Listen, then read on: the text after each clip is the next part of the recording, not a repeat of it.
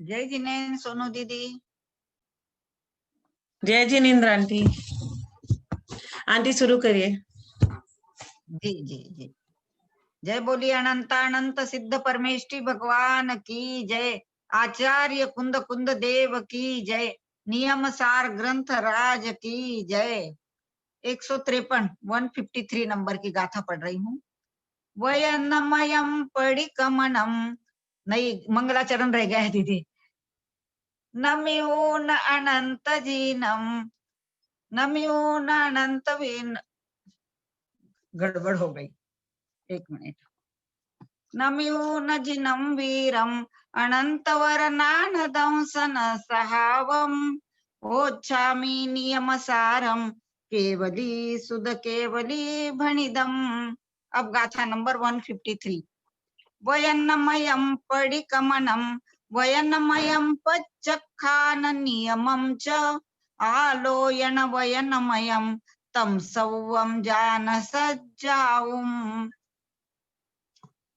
अब यहाँ बता रहे हैं पुनः वचन रूप प्रतिक्रमण आदि क्रियाएं आवश्यक है या नहीं। ऐसा प्रश्न होने पर श्री कुंद कुंद देव कहते हैं वयनमयम पडिकमनम वयनमयम पच्चाख्यानम नियमम च। वचनमय प्रतिक्रमण, वचनमय प्रत्याख्यान, वचनमय नियम और आलोयनम वयनमयम वचनमय आलोचना, इन सभी को तुम स्वाध्याय समझो। मिथ्या में दुष्कृतम इत्यादि वचनों के उच्चारण रूप प्रतिक्रमण वचन प्रतिक्रमण है। सिद्ध भक्ति योग भक्ति पूर्वक गुरु की साक्षी से 4 प्रकार के आहार का अथवा अन्य किसी भी वस्तु का त्याग करना वचनमय प्रत्याख्यान है। काल की अवधि करके जो कुछ भी त्याग करना अथवा क्रियाओं का अनुष्ठान करना वह भी वचन उच्चारण रूप नियम है। गुरु के पास में अपने अपराध का निवेदन करना वचनमय आलोचना है। इन सबको तुम स्वाध्याय समझो। उसे ही कहते हैं वचन उच्चारण पूर्वक जो प्रतिक्रमण आदि क्रियाएं की जाती है वे सब निश्चय नय के आश्रित आवश्यक क्रियाओं की अपेक्षा से स्वाध्याय कहलाती है, किंतु वह आवश्यक नहीं।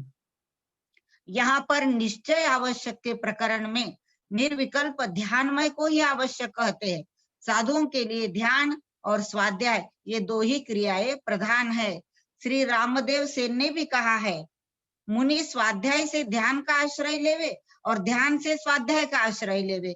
ध्यान और स्वाध्याय की संपत्ति से परमात्मा प्रकाशित हो जाता है।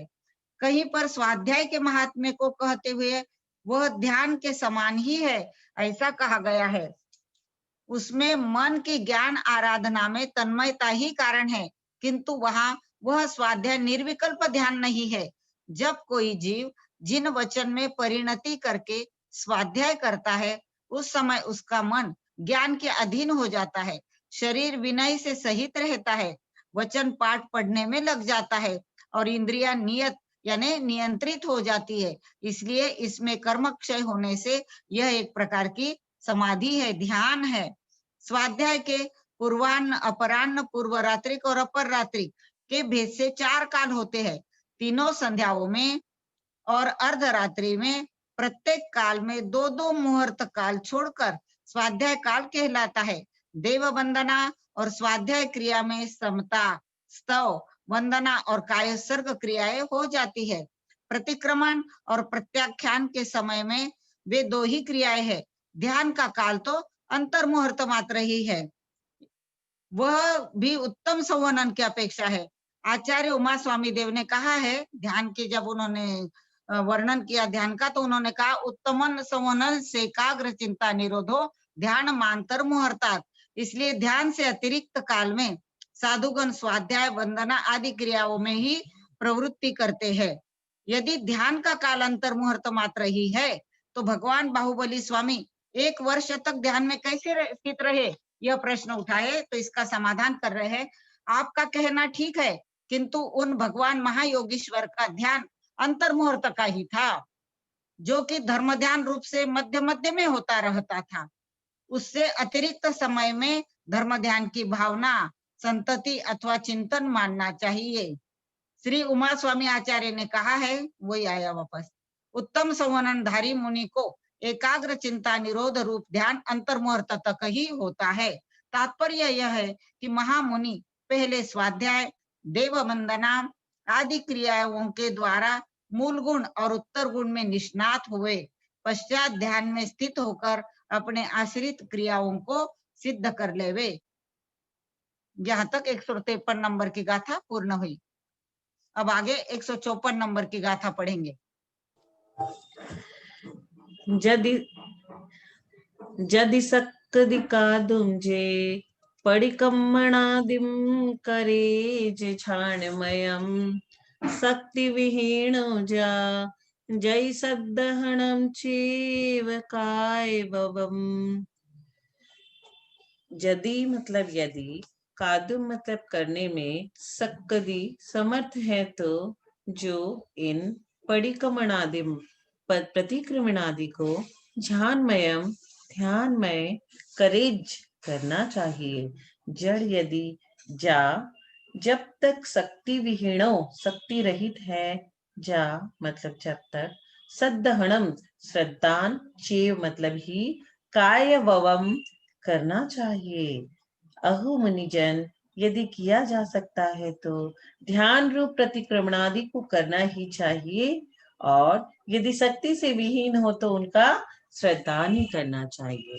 मतलब कुछ अगर हम कर सकते हो तो हमें करना चाहिए ध्यान, और अगर हम शक्ति विहीन है, ध्यान नहीं कर सकते, तो हमें उसके लिए उसका श्रद्धान करना चाहिए, क्योंकि कृत कारित अनुमोदना तीनों का फल होता है। कर सके तो बहुत अच्छा, नहीं तो अनुमोदना करनी चाहिए। कुंद कुंद स्वामी ने निश्चय परमावश्यक अधिकार में ऐसा कथन किया है कि वचन पूर्वक की गई सभी प्रवृत्ति स्वाध्याय है। वह स्वाध्याय निश्चय व व्यवहार की दृष्टि से दो प्रकार का होता है। स्वरूप लीनता निश्चय स्वभाव है, ग्रंथ वाचना, परीक्षणा, आमनाय, धर्मोपदेश व्यवहार स्वाध्याय है। आत्मलीनता भाव श्रुत है और बाकी सब द्रव्य श्रुत है। भावना भाव श्रुत नहीं है, शुद्धोपयोग की दशा ही वास्तव में भाव श्रुत है। आजकल कुछ जीव तो आगम को उथले उथले जान रहे हैं। वे चौथे गुण स्थान में अपने आप को श्रुत केवली मानते हैं।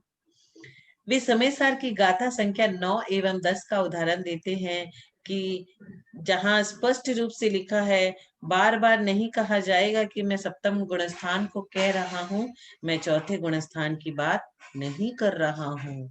समय सार की दूसरी गाथा में लिखा है कि जो दर्शन ज्ञान चारित्र में स्थित है वह स्व समय है। समय सार का विषय ही स्व समय का विषय है। जो दर्शन ज्ञान चारित्र में स्थित नहीं है वह पर समय है। पर समय का विषय समय सार में नहीं है, स्व समय में लीन जीव की चर्चा है। आचार्य जय सिंह स्वामी ने उसको स्पष्ट कर दिया।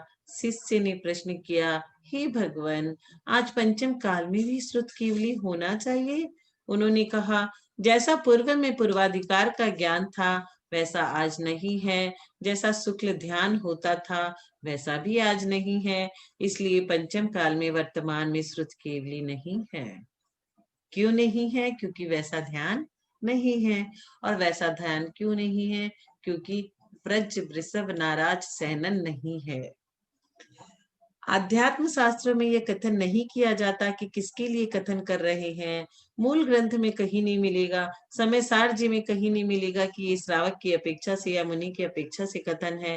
टीकाकार कहते हैं, एक सज्जन आचार्य श्री विद्यासागर जी के महाराज जी के पास आए और बोले, कुंद कुंद स्वामी ने समय सार में यह कहाँ लिखा है कि यह मुनियों के लिए है? आचार्य महाराज बोले, टीकाकार को भी समझ लो। पुनः बोले, मूल में कहाँ है? मूल में तो वह सीधा कह रहे हैं कि आत्मा को जानो, आत्मा में लीन हो तो स्व समय है। दर्शन ज्ञान चारित्र में स्थित रहो। पुनः बोले, मैं सम्यक दृष्टि हूँ, मेरा ज्ञान सम्यक है, सम्यक आचरण चारित्र है तो स्व समय हो गया। आचार्य श्री बोले, सम्यक तो अपेक्षा स्व समय हो और श्रुत रूप की अपेक्षा स्व समय में नहीं हो।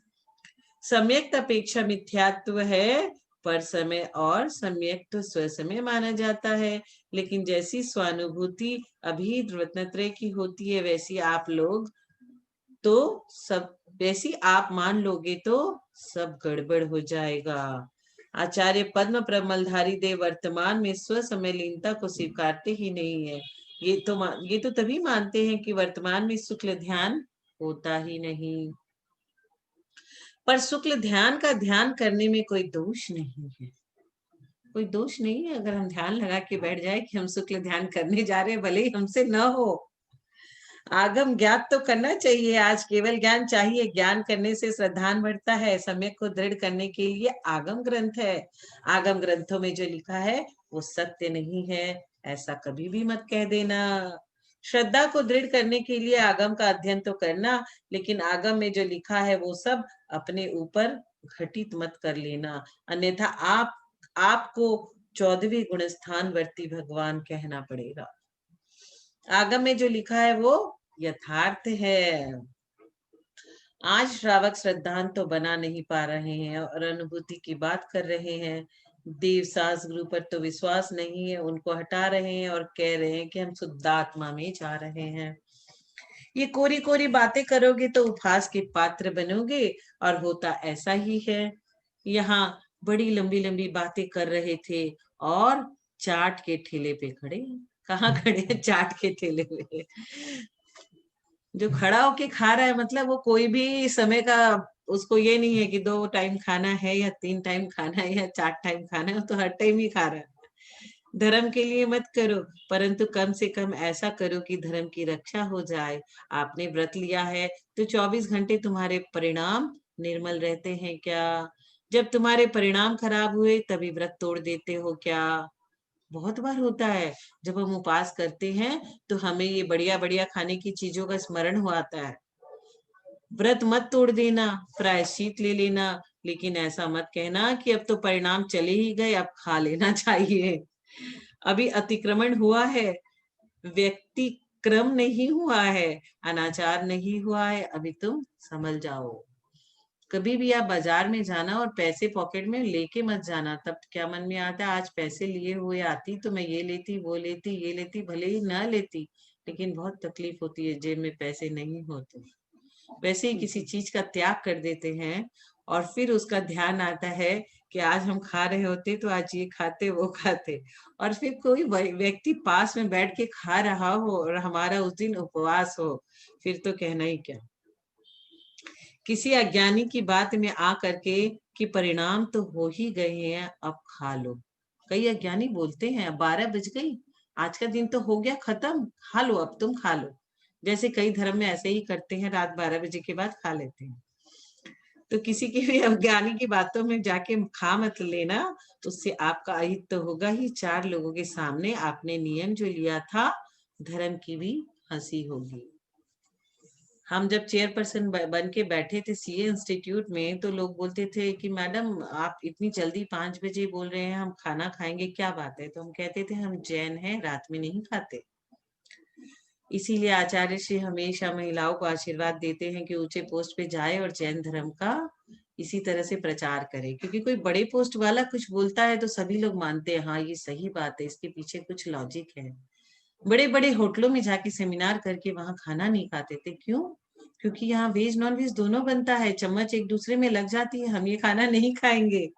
तब लोग समझते थे हाँ जैनी लोग बहुत मानते हैं, बहुत कंट्रोल में रहते हैं। इस तरह से अपने धर्म का प्रचार प्रभावना करते रहना चाहिए, जब मौका मिले तब कर देना चाहिए। मेरे जब रीजनल कॉन्फ्रेंस हुआ था 2000 आदमियों के खाने की तैयारियां हो रही थी, तो मैंने कहा था यहाँ तो हमेशा नॉनवेज बनता है लेकिन मेरे समय में नहीं बनेगा। तो बोलते क्यों? आपकी बेटे की शादी है जो नॉनवेज नहीं बनेगा? आपके बेटे की शादी होगी तो मत बनाना, ये तो सीए इंस्टीट्यूट का प्रोग्राम है, यहाँ तो आपको करना ही पड़ेगा। तो मैंने कहा कैसे करोगे? उसके वाउचर पे साइन तो मेरी होगी, साइन तो मैं करूंगी नहीं, पैसे उसे मिलने नहीं है, तो बनाएगा कहाँ से वो? तो अपने आप को थोड़ा सा स्ट्रांग बनना पड़ता है, तब लोग उस बात को मानता है, उसे समझाना पड़ता है। ऐसा नहीं कि कोई कुछ भी बोल दिया उसकी बातों में आ गए और अपने धर्म की हंसी करवा ली। जैसे कई लोग बोलते हैं आलू का त्याग है झोल का नहीं, झोल के संग रोटी खा लो। बहुत तरह के लोग होते हैं संसार में। आचार्य कुंद कुंद स्वामी गाथा नंबर 154 में कह रहे हैं कि बिना लाग लपट के ये कह रहे हैं कि जितनी तुम्हारी सामर्थ्य है प्रतिक्रमण आदि करना चाहिए। अभी हम स्वस्थ है, जवान हो या ना हो, अभी हम स्वस्थ है, कर सकते हैं, हमें करना चाहिए। पूरी सामर्थ्य लगाकर निर्विकल्प ध्यान आदि में लगना चाहिए। शक्ति नहीं है तो ऐसा मत कहना कि अब होता नहीं है, ये कहना कि मुझ में शक्ति नहीं है। अपनी कोटि में सबको मत गिनना। मैं 10 उपवास नहीं कर सकता हूं तो ये मत कह बैठना कि अब इस युग में कोई 10 उपवास नहीं कर सकता। अथवा ये शंका मत कर बैठना कि छुप कर पानी आदि ले लेते होंगे। किसी के ऊपर भी शंका नहीं करनी चाहिए। वो जो भी कर रहा है, कुछ कर रहा है, करने दीजिए। अंतर्मन्ना प्रसन्न सागर जी को देखिए, जो 63 रिद्धि के व्रत कर लेते हैं और उनके मुंह पे कोई सिकन नहीं, कुछ नहीं। इतनी श्रद्धा तो बनाओ कि कोई मायाचारी नहीं करेगा। संयम की अवहेलना करना बहुत बड़ा मिथ्यात्व है। हम इतने बड़े ऑडिटर नहीं है कि उसकी ऑडिट करने जाएं। वो पानी लेके उपवास कर रहा है कि डाब का पानी लेके कर रहा है कि नींबू पानी लेके कर रहा है, हमें क्या पड़ी है। वो अगला अपना संयम का मार्ग में जो भी कर रहा है करने दीजिए। निर्विकल ध्यान में पहुंचने में बहुत ताकत लगती है। परिणाम यदि गलत रास्ते पर जा रहा हो तो आप शरीर को मत ले जाना, इतना तुम्हारा पुरुषार्थ चल जाएगा। परिणाम तुम्हारे बार बार नहीं मान रहे हैं तो कहना कि तुम जाओ, हम नहीं जाएंगे। थोड़ा हठग्राही बनना पड़ेगा, तभी परिणामों को अपने आप लौटना पड़ेगा। आप जा रहे थे, रास्ते में ठेले पर अमरूद रखे थे और मन में आ गया कि आज अमरूद खाना है, राह चलते अमरूद खाना है। यदि आज अमरूद का त्याग है तो अब वह विचार मन में नहीं आएंगे। यही उपाय है। यदि यह सोचकर बैठ गए कि अभी तो खा लो, बाद में परिणामों को संभाल लेंगे, तो ये परिणाम कभी संभलने वाले नहीं हैं। परिणाम नहीं संभल रहे तो माला फेरने लगो, जाप देने लगो, स्वाध्याय करने लगो। यदि परिणाम ज्यादा बिगड़ने लग जाए तो 4 व्यक्तियों के बीच पहुंच जाओ, बातें करने लगो। सच में कभी कभी मुझे बहुत जोर प्यास लग जाती है। जैसे अभी मेरे को बहुत जोर प्यास लग रही है आज, क्योंकि मैं सुबह एक टाइम खाती हूँ, फिर शाम को फलाहार करती हूँ, बीच में पानी नहीं लेती। तो अभी मैं सोची कि अभी जल्दी से मैं ये नियम सार की क्लास में बैठ जाती हूँ तो मुझे पता ही नहीं चलेगा कि मुझे प्यास लग रही है।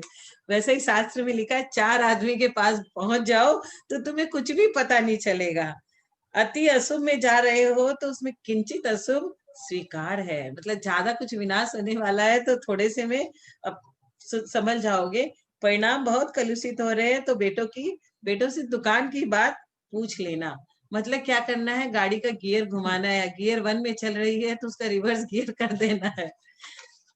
तब क्या होगा, वो वाली चीज मन से निकल जाएगी। लोभ में बड़ी बड़ी कसाई मंद हो जाती है। लाभ की बात में बड़े बड़े दुख नष्ट हो जाते हैं। कोई बहुत बड़ी प्लानिंग कर लेंगे कि हमारे इतने करोड़ का लाभ होने वाला है तो फिर आदमी क्या करेगा, बहुत बड़े बड़े दुखों को भूल जाएगा।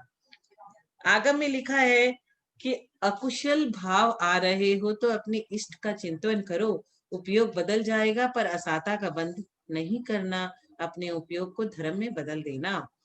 ध्यान के लिए बहुत ताकत लगती है, ज्ञान के लिए ताकत नहीं लगती, चिंतन के लिए ताकत नहीं लगती। हम लोग हर समय किसी बात का चिंतन करते हैं। आपको पता है हमारा मन कभी भी खाली नहीं रहता। कभी हम ये बात का चिंतन करते हैं, हमें क्या खाना है, हमें क्या पहनना है, हमें कहाँ जाना है और क्या करना है। उसी की जगह हम ये चिंतन करें कि आज हमने समय सार में क्या पढ़ा था, आज हमने नियम सार में क्या पढ़ा था। हाँ, कोई भी 2-3 लाइन पकड़ लिया और उसी का चिंतन करने बैठ गए। क्योंकि मैं जब सीए की परीक्षा का पढ़ाई करती थी तो मेरे मन में जो पढ़ के सोती थी, फिर जब नींद नहीं आती थी तो मैं उसी को रिवीजन करते रहती थी कि ये क्वेश्चन में मैंने ऐसा पढ़ा था, ऐसा पढ़ा था, तभी तो सीए बनी। अब वही हमारा ध्यान सिद्धालय की ओर लगा हुआ है कि अब हमारा टारगेट है कि हमें सिद्धालय में पहुंचना है। तो सिद्धालय के सारे ग्रंथ हमें चिंतन मनन करते रहेंगे, शुभोपयोग करते रहेंगे, तो एक न एक दिन हमें भगवान असली गाड़ी में बैठाई देगा। 1000 उपास और 1 मुहूर्त के ध्यान में कर्मों की निर्जरा बराबर होती है।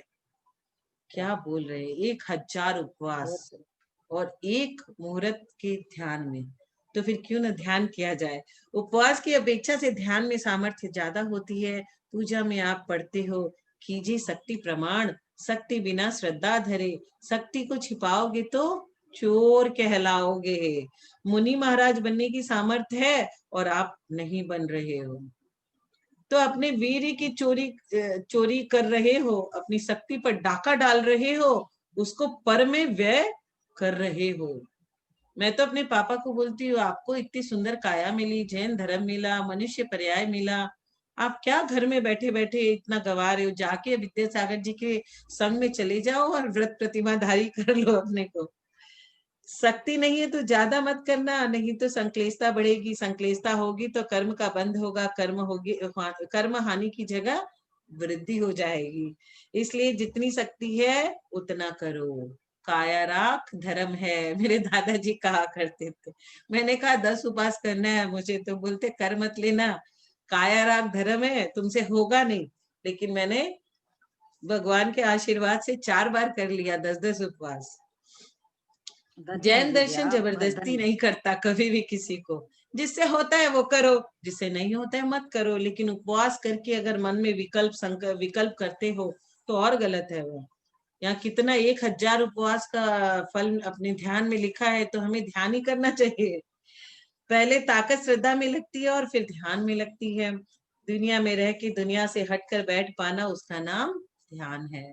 जैसे हम लोग क्या करते हैं, बैठ के टीवी देखते रहते हैं और सब कुछ भूल जाते हैं, घर में क्या हुआ था, क्या होना है, सब भूल के उसकी स्टोरी के अंदर अपने आप को डाल देते हैं और बोलते हैं ये हीरो जो कर रहा है वही सही कर रहा है। वैसे ही हमें हमारी पिक्चर सिद्धालय की ओर ले जानी है और देखना है कि तीर्थंकर ने क्या किया था और हमें वही वही करना है। सबके बीच में रह के सबसे भिन्न अपने आप को स्वीकार करे, श्रद्धा में लाना सम्यक तो है। सिगड़ी रखी जा रही है फिर भी हिल नहीं रहे, इसका नाम ध्यान है। एक मच्छर तो काट जाए हमें, हम लोग ऐसे कर देते हैं, मच्छर बेचारा मर जाता है, और यहाँ सिगड़ी रख दी उनके सर पे और वो हिले भी नहीं। शुद्ध निश्चय, धर्म, ध्यान, रूप प्रतिक्रमण आदि ही करना चाहिए। मुक्ति सुंदरी को देखो, आनंद तो वास्तव में प्रथम दर्शन में ही आता है। जब डोली से बहू उतरती है तो लोग पैसा दे के बहू का चेहरा देखते हैं। यदि सुंदरी का चेहरा देखना है तो मोह के पर्दे को हटाओ, निज सुंदरी दिखेगी। आचार्य भगवान कह रहे हैं, प्रथम दर्शन में आनंद है, द्वितीय दर्शन में अनुभव होगा। सम्यक प्रकट होते ही उसकी संज्ञा अपूर्व करण दी है, क्योंकि जैसा अपूर्व आनंद प्रथम में होता है, द्वितीय क्षण में वह नहीं होता। भेद स्वरूप ऐसे निश्चय, प्रतिक्रमण, प्रायश्चित और प्रत्याख्यान प्रमुख शुद्ध निश्चय क्रिया की करना चाहिए।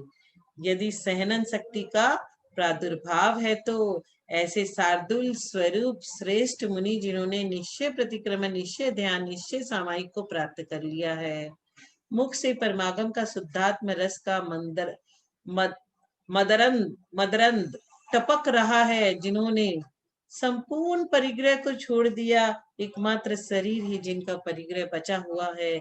कहाँ के चेला चेली आदि सबको छोड़ दिया, जिन्होंने अपने शरीर को ही परिग्रह मान लिया है, उनके लिए कह रहे हैं कि यदि इस दग्ध काल रूप, पंचम काल रूप कली काल में तू शक्तिहीन है। ऐसा शक्तिहीन शरीर मिला है कि पर्वतों पर नहीं बैठ पा रहा, उत्कृष्ट ध्यान नहीं हो पा रहा, लेकिन निज परमार्थ तत्व के प्रति जो स्वरूप है उस पर श्रद्धान कर। वर्तमान में परम शुद्ध दशा की प्राप्ति नहीं होती, पर यह नहीं कि पंचम काल में मुनि नहीं होते। आचार्य पद्म प्रमलधारी देव कह रहे हैं कि इस दग्ध पंचम काल में हम हैं, लेकिन वह अनुभूति नहीं। इसलिए हमें परमागम की श्रद्धा करनी चाहिए। बोलिए महावीर स्वामी की जय। बाबूजी अब आप अगली गाथा लीजिए।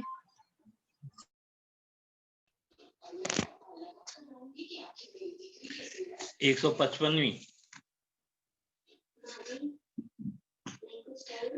जिन कहिए परम सुते, पड़ी कमना दिए परिख उण फूडम, मोणब एण जोई निये कजम सहाये नित्यम। इसका हिंदी पद्यानुवाद। सामायिकादि विधि की कर लो परीक्षा, तो जैन शास्त्र कहता बन के निरीक्षा, योगी बने इसीलिए मन मौन धारो, साधो स्वीकार्य नित पे अद को न धारो। जिन कहिए परम सुत्ते, जिन कथित परम सूत्र में परिक्रमणा दिए मतलब प्रतिक्रमण आदि की, हुंडम मतलब स्पष्ट रूप से, परीक्षा करके, जोई मतलब योगी, मौनव्ययन मौन व्रत से, निये कज्जम निज कार्य को, नित्यम नित्य सहाय साधे। गाथा। जिनेन्द्र कथित परम सूत्र में प्रतिक्रमण आदि की स्पष्ट परीक्षा करके योगी मौन व्रत से जिन कार्य को हमेशा साधना चाहिए। टीका।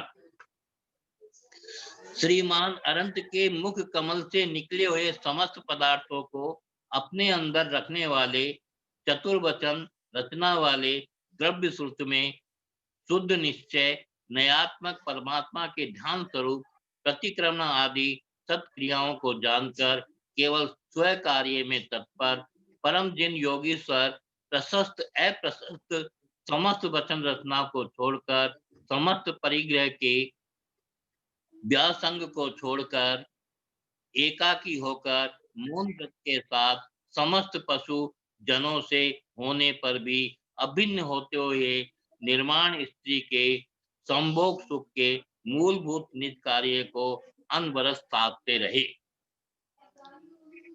इसमें है जो फिर कहा है, हित्वा विंतिम पशुजन कृत्वाम लौकिकामात्म वेदी, सस्ता सस्ताम वचन रचनाम घोर संसार कर्णिन्नम, मुक्त्वा मोहम कनक रमणीय गोचरम, तस्मात्माना स्वात्मन्येव स्थितिम अविचलाम याति मुक्ते मुमुक्षे।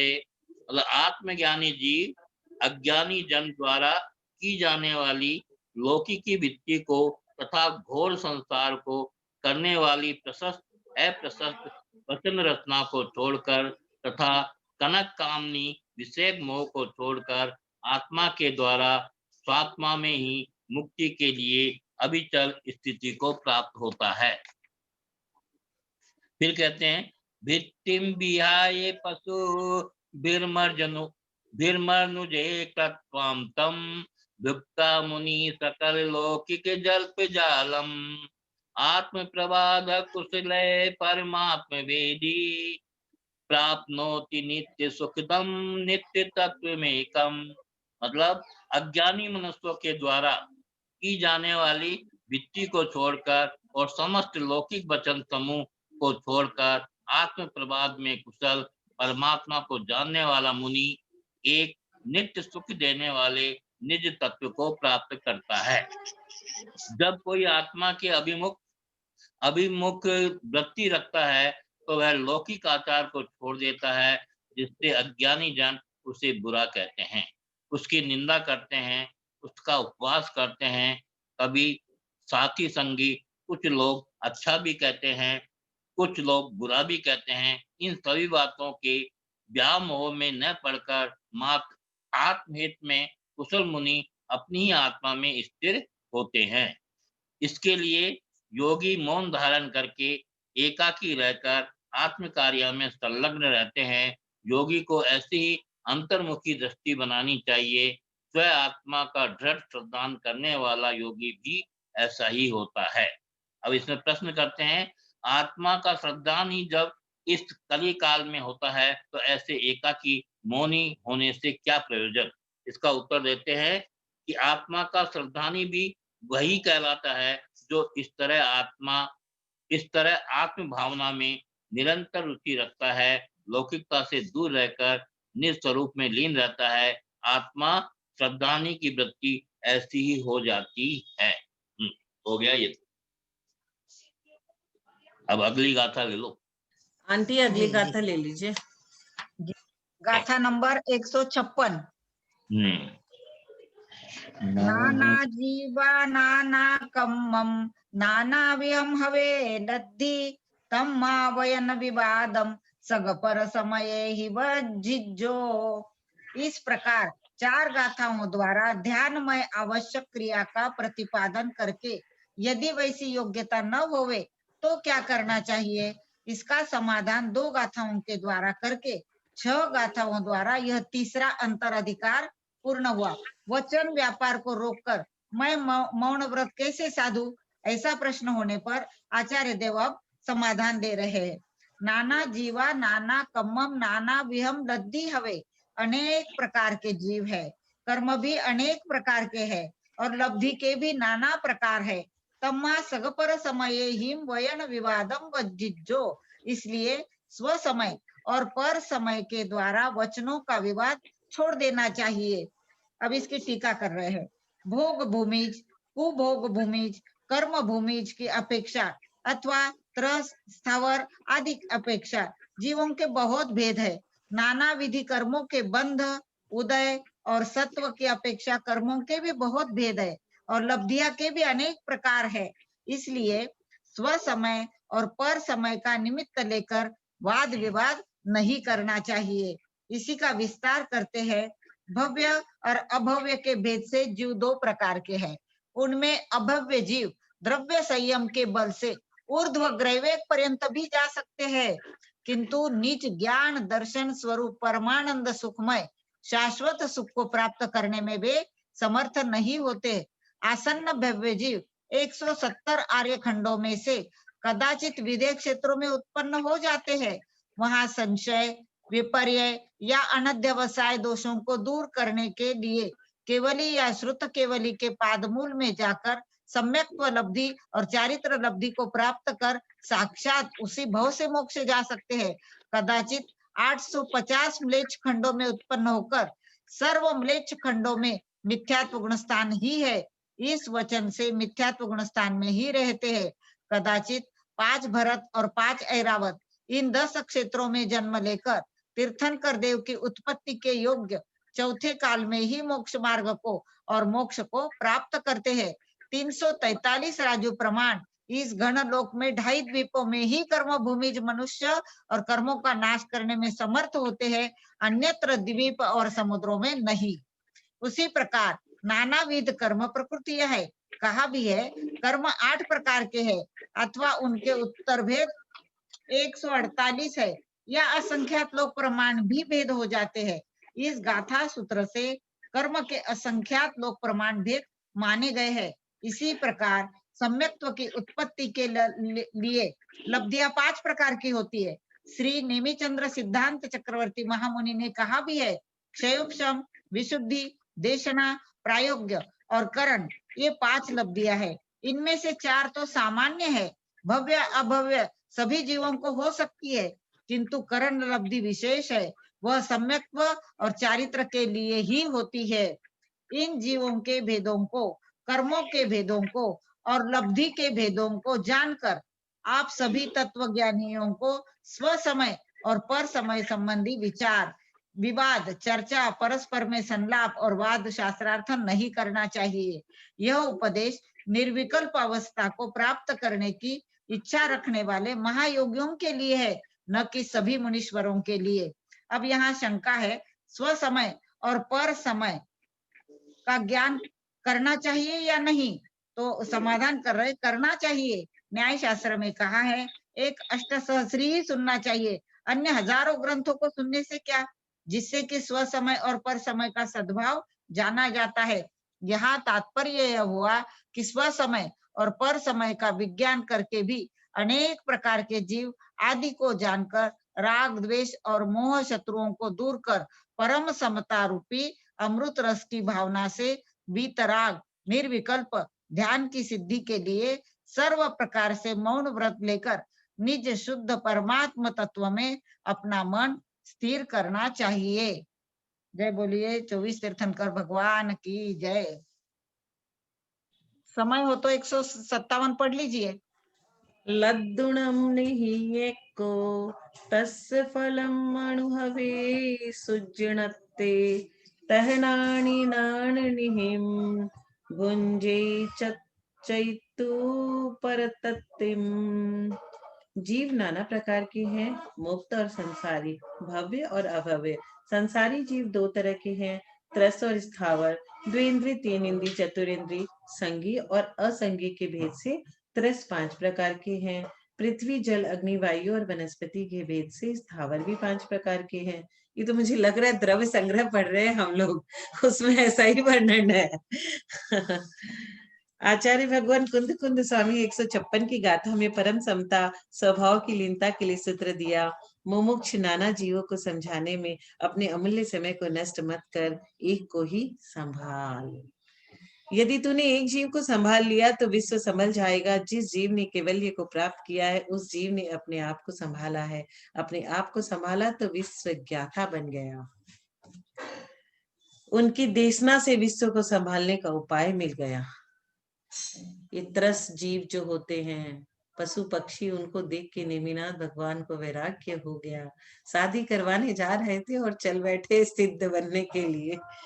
जब तक ये विकल्प रहता है कि विश्व को संभालना है तब तक योग नहीं संभलता, उपयोग नहीं संभलता। जिसका योग उपयोग नहीं संभला होता है वो कैवल्य को प्राप्त नहीं कर पाता। योग संभालो, उपयोग संभालो, वो संभल गया तो संयोग केवली बन जाओगे। संक्षेप में मोक्ष मार्ग की कोई परिभाषा है तो योग उपयोग का निर्मल हो जाना ही मोक्ष मार्ग है। योग उपयोग की अशुभ वृत्ति का अभाव हो जाना शुभोपयोग है। योग उपयोग की चंचलता का अभाव हो जाना ही शुद्धोपयोग है। योग का परम औदारिक हो जाना और उपयोग का छायिक हो जाना यही अरहंत अवस्था है। संपूर्ण योगों का अभाव हो जाना सिद्ध अवस्था है। जहाँ योग संभल होगा वहीं पर वहां नियम से निश्चय व्यवहार चारित्र होगा। बिना निश्चय व्यवहार के न योग संभलता है और न उपयोग संभलता है।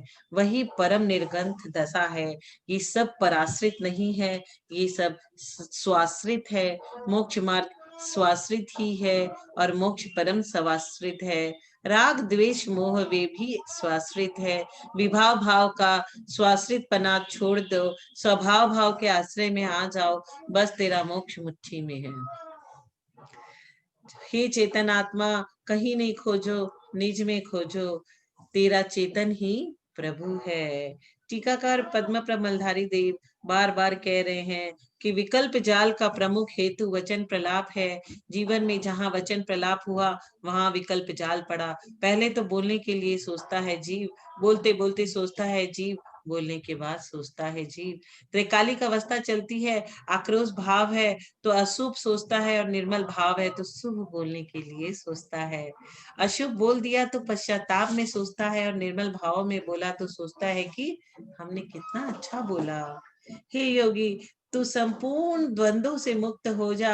ये व्याख्यान आदि भी द्वंद है। व्याख्यान देना सबसे बड़ा द्वंद है।